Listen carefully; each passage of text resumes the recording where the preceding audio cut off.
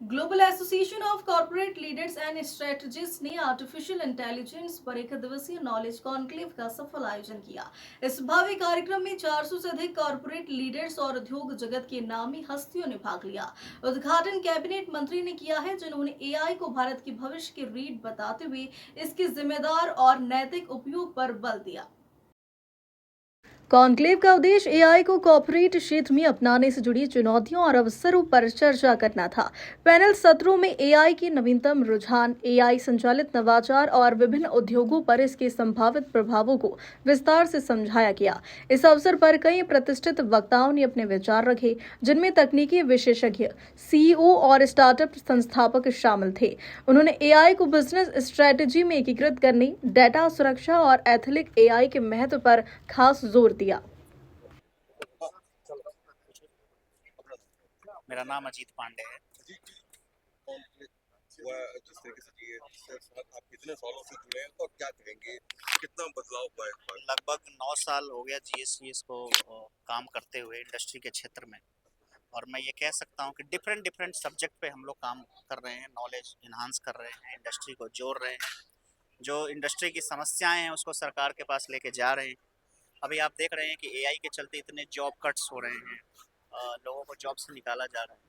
तो इंफ्रास्ट्रक्चर के क्षेत्र में एआई का कैसे यूटिलाइजेशन हो सके और नौकरी को कैसे बढ़ावा दिया जाए, उस पे आज हमने चर्चा किया है। और अपने इंफ्रास्ट्रक्चर को अच्छे से बढ़ाना है और जॉब कैसे इंडिया में ज़्यादा से ज़्यादा रहे, सबसे इम्पोर्टेंट काम वही है।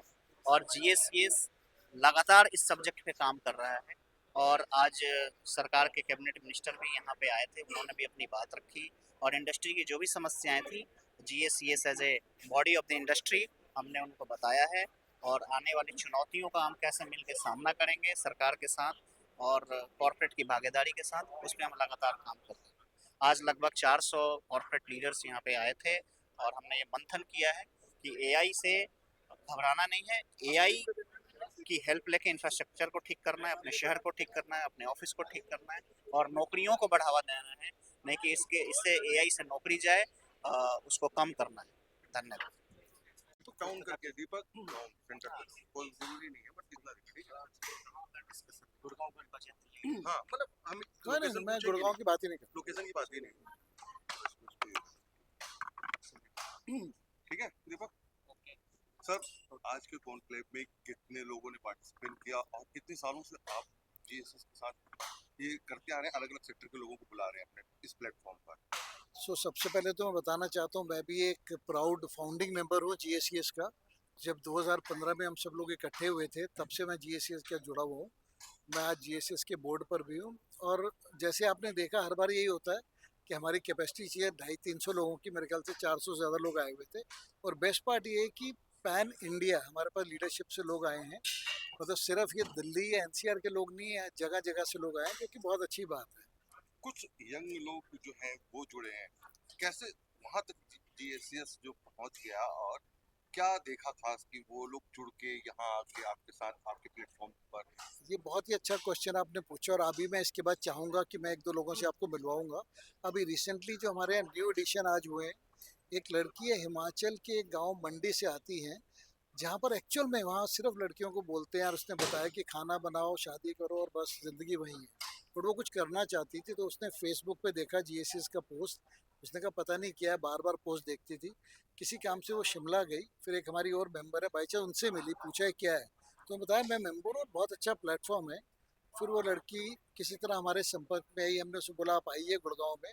और आपको हैरानी होगी जान के कि 1 महीने पहले वो गुड़गांव आई हैं और अभी वो एक किसी कॉर्पोरेट में जॉब कर रही है। तो आप ये सोचिए, मतलब जीएससी से वो नाम नहीं है कि सिर्फ शहरों से जुड़ा हुआ है या बड़े बड़े कॉर्पोरेट से जुड़ा है। एक ऐसे गांव में जहाँ लाइट तक आज नहीं आती है, वहाँ से लोग आ रहे हैं, जीएससी में जुड़ रहे हैं। तो इससे ज़्यादा तो प्राउड मोमेंट है ही नहीं हमारे। आज की बात की जाए, किन किन मुद्दों पर खास तौर पर बात हुई? कॉर्पोरेट सेक्टर से लेके रियल एस्टेट तक के लोग जुड़े हुए, किन मुद्दों पर खास इस कॉन्क्लेव? देखिए, हमारे मुद्दे बहुत ही सिंपल कांस्टेंट रहते हैं, क्योंकि हमारा पर्पज़ ये है कि किस तरह से हम ओवरऑल कॉरपोरेट की बात करते हैं, कैसे उसमें वैल्यू ऐड कर सकते हैं, कैसे उसको नेक्स्ट लेवल पे लेके जा सकते हैं। और आज की सबसे अच्छी बात ये थी, कुछ बहुत ही सीनियर लोग जो एक्चुअल में अब रिटायर हो गए अपनी जॉब से, वो स्पेशली आए और उन्होंने अपना बारे में बताया कि कैसे उनकी जर्नी शुरू हुई थी। तो वो इंस्पिरेशन है कि वो भी कहाँ बड़े बेसिक से शुरू हुए थे और आज इतने सीनियर लेवल पे इंडिया ग्लोबल हेड लेवल पे जाके वो रिटायर हुए। तो आई थिंक पर्पस वही है कि जो बेसिक मुद्दे हैं हम सब मिलके उनको सॉर्ट आउट करें और एक्चुअल में कॉमन ही मुद्दे हैं। तो ये हमारे लिए बहुत बड़ी बात है। जी सर, अपना नाम बताइए। मेरा नाम कैप्टन राजेश शर्मा है। मैं जीएसएस का मेंबर हूँ और लाइक मैंने बोला पिछले जब से जीएससी शुरू हुई है मैं जुड़ा हुआ हूँ। और सबसे बड़ी बात यह है कि पर्सनल लेवल पे मतलब कोई इवेंट जीएसएस का मैं कभी मिस नहीं करता।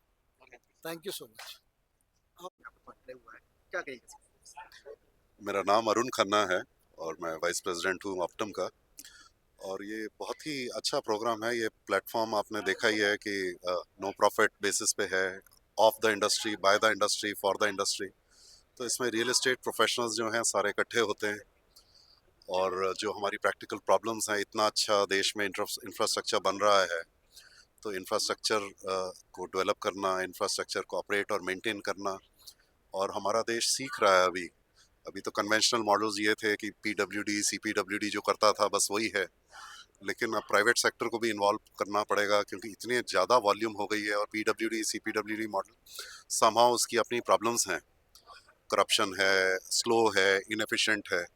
तो कहीं ना कहीं हम लोगों को प्राइवेट सेक्टर में, और इस जैसे platform GSCS is a brilliant platform, pan India है और ग्लोबली भी इन्होंने कई अपनी ब्रांचेस खोली हैं जहां फ्रेटर्निटी के लोग, रियल एस्टेट इंडस्ट्री के लोग आते हैं, बात करते हैं एक दूसरे से, सीखते हैं एक दूसरे से, एक दूसरे की गलतियों से, एक दूसरे की सक्सेस स्टोरीज से, और ग्रेजुअली इम्प्रूव करते हैं। I think this will help the country in every respect. और ये तो मैं तो इससे शुरू से ही I am one of the founding members. और इसका जो इथोस है कि भाई combination of young and old, उसमें ये है कि यंग बच्चों को जो सिखाने को वाला कोई नहीं होता, उनका मेंटरशिप वाला कोई नहीं होता, उनका हाथ पकड़ने वाला कोई नहीं होता, तो वो ये प्लेटफॉर्म प्रोवाइड करता है। People volunteer, people help without any self interest, without any personal motives, just for the country and for this community. Thank you. मेरा नाम कर्नल अशोक प्रभाकर है। आज हमारे यहाँ पर global association for corporate services GSCS की तरफ से इवेंट हुआ था। इसको हम नॉलेज कॉन्क्लेव कहते हैं।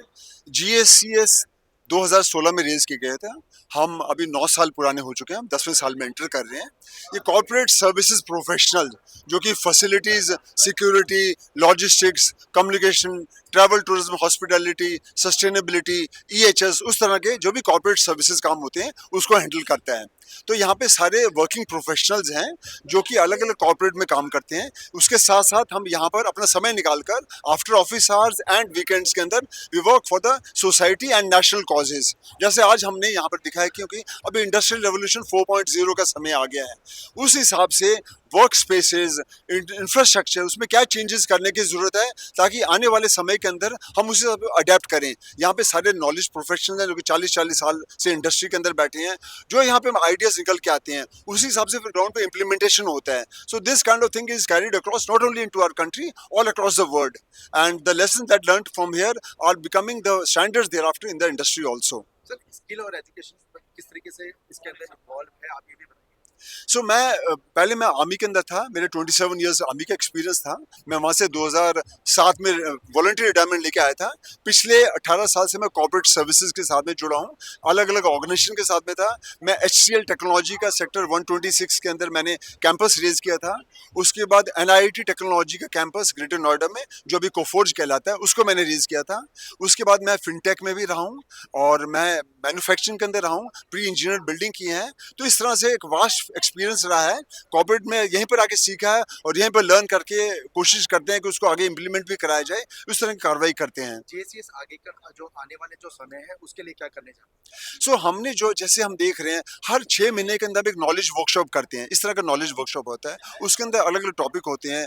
हमने एक बारी मिस्टर RK सिंह जो उस समय minister of state for renewable energy थे, हमने सस्टेनेबिलिटी और एनर्जी के ऊपर किया था। आप उससे हमारे चीफ गेस्ट बन के आए थे। तो इस तरह से अलग अलग क्षेत्र के हम कार्रवाई कार्रवाई करते रहते हैं। अलग स्टेट से हमारे को यहाँ पे वीआईपीज और सीनियर लीडर्स आते हैं, उनका हम ज्ञान समझते हैं, उनसे हम ज्ञान लेते हैं। और उसी तरह से अभी हम अगले जो कार्रवाई होगी, अभी हम देख रहे हैं कि इंडस्ट्रियल रिवोल्यूशन 4.0 के अंदर जो कार्रवाई हो रही है उसको कैसे इंप्लीमेंट किया जाए, उससे हम क्या लेसन लेके जाएं आगे के लिए। तो नेक्स्ट हमारी जो एक्टिविटी होगी to do this and to do with sustainability. Tree plantation कम हो रहा है, ट्री फेलिंग ज्यादा हो रहा है। हमने देखा हिमाचल के अंदर, उत्तरांचल के अंदर इस बार कितना बाढ़ का स्कोप आ रहा है। क्यों आ रहा है? क्योंकि बहुत ज्यादा ट्री फेलिंग हो रही है। It is important we look at that, we help the government, we do at our level, अपने अभी कॉर्पोरेट सर्विस लेवल पे क्या क्या कार्रवाई कर सकते हैं ताकि ये कार्रवाई रुके और हमारे एनवायरनमेंट को हम और अच्छा बना सकें। No use of first plastic, उसको कैसे इन्वॉल्व कर सकें, ट्री फेलिंग को रोका जाए और overall as such tree felling and paper का यूज कम हो सके, उस तरह के हम कार्रवाई हम आगे प्लानिंग करेंगे। Thank you.